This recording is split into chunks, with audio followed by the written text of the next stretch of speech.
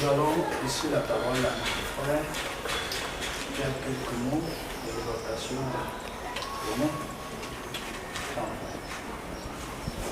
Merci. Que notre Père, Dieu de bonté, qui a bien voulu nous appeler à faire partie de lui et ses héritiers, qu'il bénisse chacun de nous de manière particulière. Nous espérons qu'au-delà de nous, il bénit tous ceux qui convergent vers ce même héritage de partout dans le monde. Nos frères et amis qui sont en route, qui se sont retrouvés ce matin face à un obstacle. Donc pour nous, c'est en même temps un vœu de prière, de supplication au Père Élohim par le Messie, de pouvoir les protéger et préserver leur esprit, veiller à ce que, eux aussi, malgré que physiquement ils ne sont pas là, qu'ils n'aient pas vraiment à ces moments de grande bénédiction. Donc voilà, pendant que nous allons parler ce matin de la prière, un sujet très très important. Très important. Donc, il y a la question que nous nous posons, premièrement. Vous vous rappelez, dans les Écritures, il nous est rapporté que pendant les instants que le Maître Yeshua était avec ses disciples en devenir, ceux qui étaient en marche, pour devenir ses témoins dans le monde, pour devenir sa projection dans le monde. Comme lui, il a été du Père, pour devenir sa fonction visible. Ceux qui devaient lui servir d'appui pour rendre manifeste la gloire du Créateur Elohim. Pendant qu'il était avec eux, il ne priait pas avec eux. Il ne priait pas.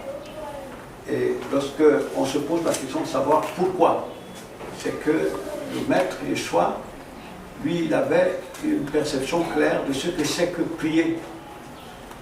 Et il se retrouve donc avec des individus qui relevaient d'une sphère contraire à la sienne. Le Maître Yeshua, lui, il vient d'en haut. Il vient du Père de lumière. Et puis, il pense son devenir par rapport à son Père, Elohim, de qui il tire ses désirs au quotidien. Il tire ses pensées, il tire ses envies de son Père. Le Messie Yeshua était sur le plan intérieur, sur le plan de son esprit, totalement hors de contrôle de la sphère visible. Donc, il est avec des individus qui étaient totalement au stade humain, psychique, dont les désirs s'inspiraient d'une sphère différente de la sienne. Donc, les préoccupations s'inspiraient d'une sphère différente de la sienne. Donc il y avait au préalable un décalage absolu. Oui, très bien. Donc ce qui fait que les disciples, on peut dire, ils priaient, comme nous le verrons tout à l'heure. Ils avaient des désirs qui s'exprimaient, ils avaient des angoisses, ils avaient des soucis. Ils se souciaient même de leur devenir, mais tous ces soucis ne s'inspiraient que de leur sphère naturelle. Parce qu'ils n'existaient pas dans la sphère du Messie, la sphère dont découlait le Messie, c'est-à-dire la sphère du Créateur. Il n'y existait pas. Donc c'est pour cette raison que le Maître, quand il devait prier, les Écritures disent très tôt le matin, il allait à un jet de pierre, les disciples. Parce que les disciples, dessus, ils émettaient même des énergies négatives, de par leurs désirs, par leurs envies. Vous voyez très bien, de par leurs envies. Donc, et ça, le Maître l'identifiait clairement. Donc, il n'y avait aucune communion entre lui et les disciples. Parce que le Messie, lui, ses désirs venaient de son Père. Il se souciait surtout de ce que le Père avait à accomplir avec lui dans l'univers. Alors que les autres se souciaient de manger, de boire, de payer leur maison. Qu'est-ce que deviendront nos enfants par rapport à cet univers? Vous voyez très bien. Donc il y avait un décalage absolu. Et certains même allaient jusqu'à se soucier, mais quand il va partir, qui parmi nous sera le plus grand? Il y avait un décalage absolu. Et ça, le maître le savait.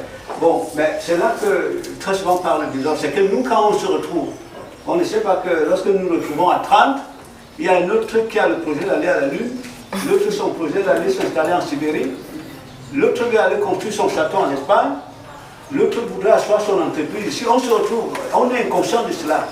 Qu'en réalité, nous sommes éloignés les uns des autres, même si les désirs des uns et des autres s'inspirent du même univers, mais tous n'ont pas les mêmes projets. Vous voyez très bien. Donc, c'est cela. Ça, le maître le savait très bien. Et c'est pour cela que quand il prie, puisque c'est prière, ce que le Père veut, c'est ce qu'il exprime.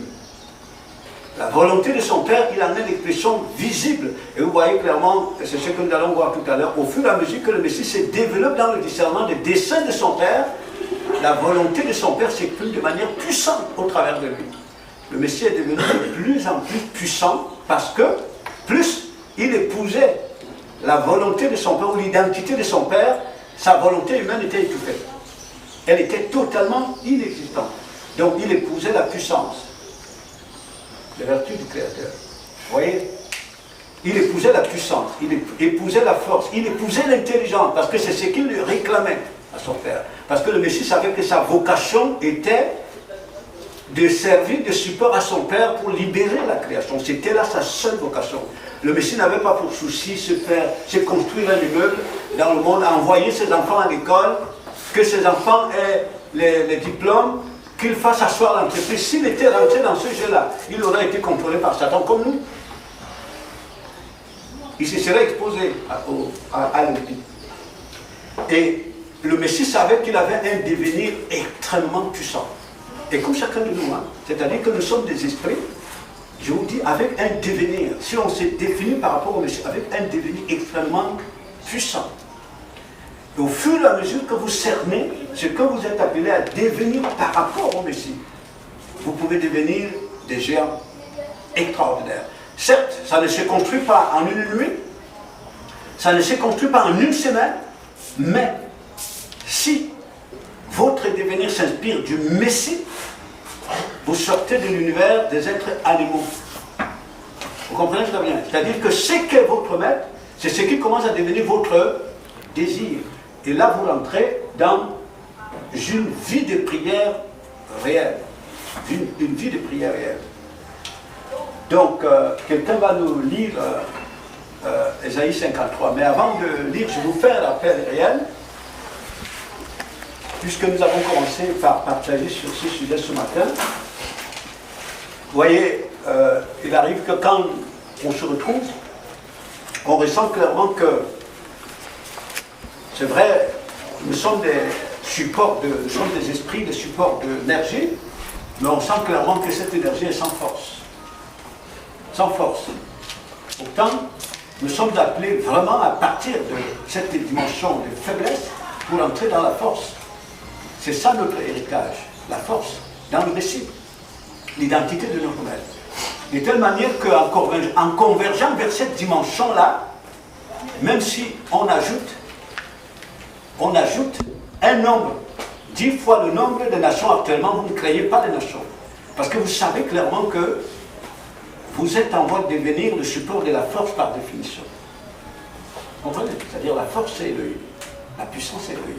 Et ça, le Messie le discerne réellement. Et c'est là la base de la transformation du Messie par rapport à son Père. Et donc, la prière, on a, là où on a été instruit dans des ordres, parce que nous avons pensé que la prière ne concerne que le groupe de prière. Ce ne sont que les gens qui se retrouvent, qui prient. Bon, or, nous sommes dans un monde, dans un univers qui est essentiellement constitué des êtres vivants, qui tous prient. Tous prient, tous ont des désirs, tous ont des angoisses. Lorsque la saison sèche arrive, vous voyez que les arbres sont angoissés. Vous voyez, la saison sèche. Les arbres sont angoissés de ce qu'ils vont manger, parce que la nourriture va manquer. Ils sont angoissés, ils sont en prière. Et le Créateur qui sait clairement que cet univers est composé des êtres vivants, il répond à leurs prières. C'est lui qui donne à manger aux oiseaux, parce que les oiseaux ont besoin de manger. Il prie et il leur donne. Mais seulement le Créateur donne à chaque être selon sa nature. C'est-à-dire que ce que vous désirez, vous voyez très bien, c'est pour ça qu'il a dit qu'il fait pleuvoir pour les méchants et pour les justes. Il envoie le soleil pour les méchants et pour les justes. Pour le Créateur, il ne veut la destruction de personne. Mais dans sa justice, il te donne selon tes désirs. Et tes désirs ne s'inspirent que de ta propre nature. Donc, à partir de là, vous comprenez que toutes les espèces vivantes prient. Bon. Mais,